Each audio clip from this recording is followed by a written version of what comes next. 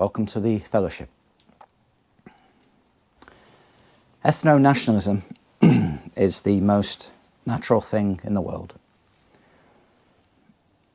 It's always been the way throughout the course of history of mankind for tribes to be together. People who recognise each other, understand each other's ways, can relate to each other. It's the most obvious way of having a stable society. It's just over the last few decades we've been lied to.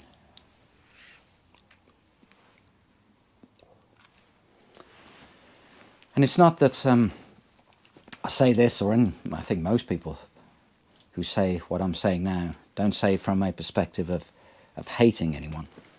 It's just a perspective of reality.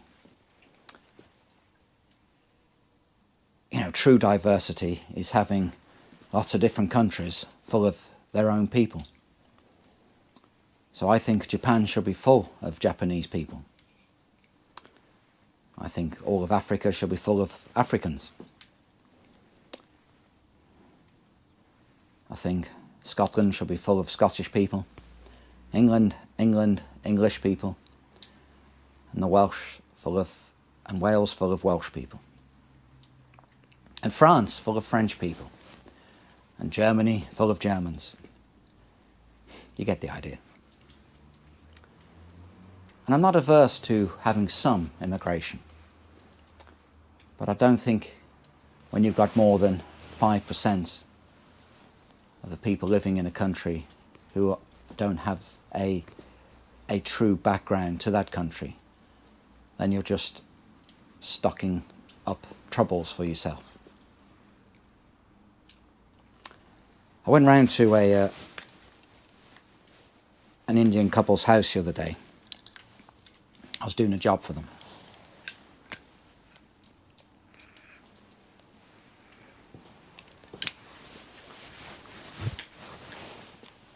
They were a nice couple, had a young daughter, and as I was walking around their house, all their house was just decorated with pictures of Indians.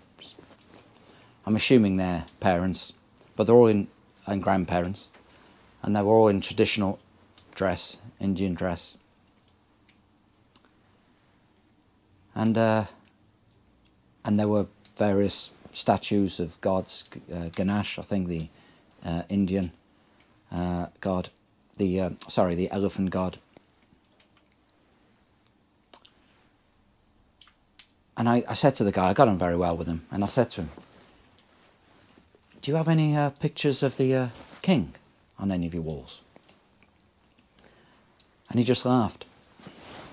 Now don't get me wrong, I'm not advocating for pictures of the king, because unfortunately our king, as we know, or as some of us know, isn't a particular friend of ours. He's a World Economic Forum devotee and a big friend of Klaus Schwab. He's not on our side. And it's quite interesting, actually. I read something the other day online, a comment that someone had made, and they said that we haven't had an English king since 1066. And I thought, well, that's actually a fair comment. Anyway, I was chatting to this chap. He was a nice guy, nice man. And I said to him, can you imagine having a white Prime Minister of India? And he just laughed. And I said, could you imagine having a white Christian mayor of Islamabad, the capital of Pakistan? And he just burst out laughing then. And he said, of course not. And we got talking, and I said, the country's dying. And he says, yes, it is. And I said, why is it you have lots of Indian memorabilia around when both you and your wife were born in England, both UK born? And the answer's obvious, isn't it? That's where they feel most comfortable. They need that around them. They need their ethnic identity around them. It makes perfect sense. You ask them what they are, and they say, I'm Indian.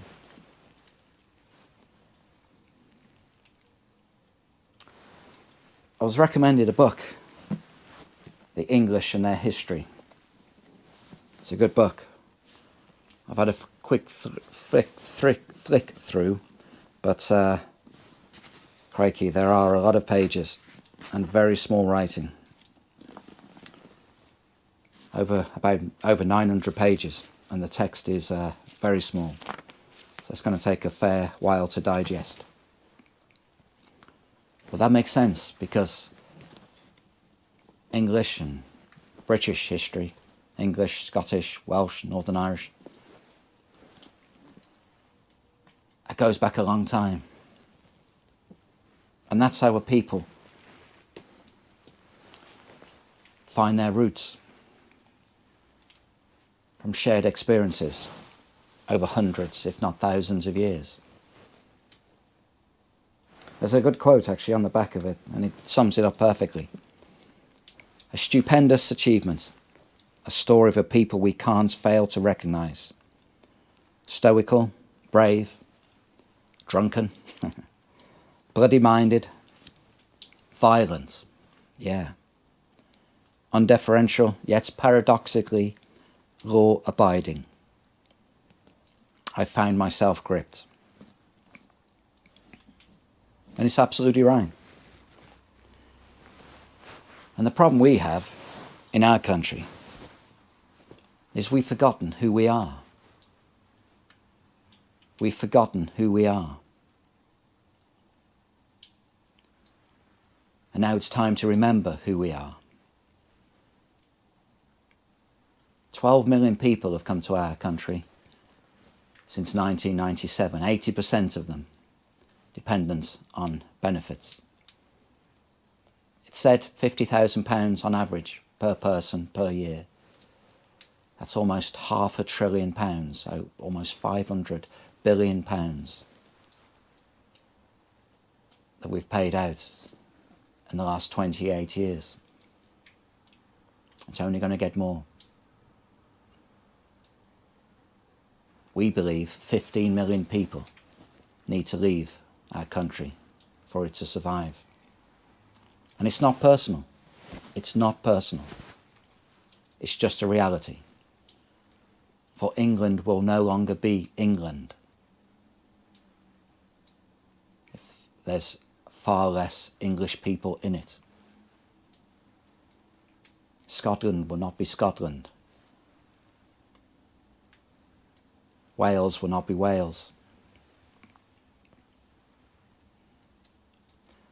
Northern Ireland will not be Northern Ireland. And I appreciate that's a very political statement. But we are the United Kingdom. And there's an odd phrase about the word kingdom as well. I understand. King, kingdom. It's not on our side. But we have to fight back. We have to fight back with first our words, and hopefully that'll be enough.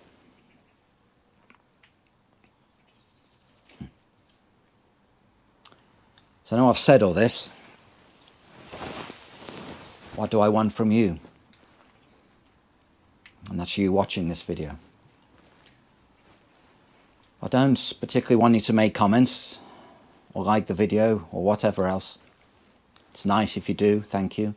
And it's nice when people make comments and watch other videos on YouTube and other social media outlets.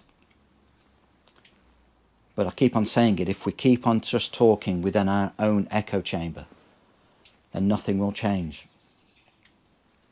So I'm asking you, please go out on a day-to-day basis and start having conversations like this with strangers that you meet.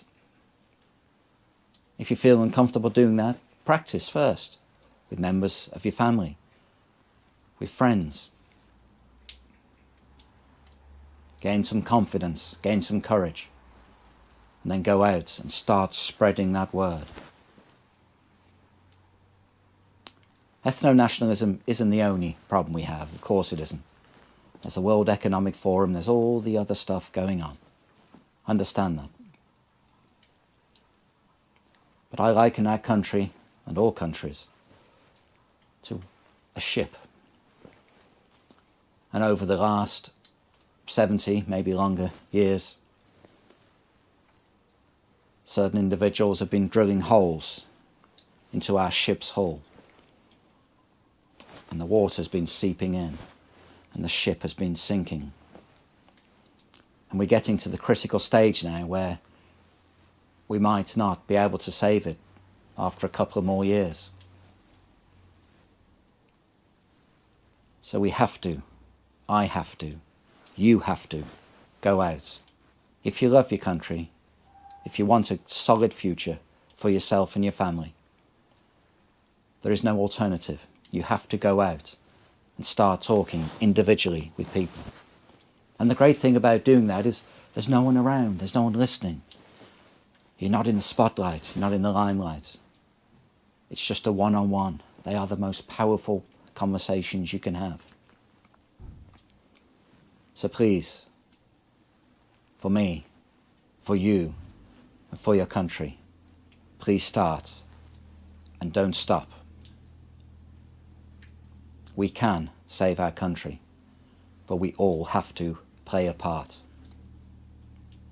Because no one's coming to save us. We have to save ourselves. So thank you for your time today. And as always, thank you for listening.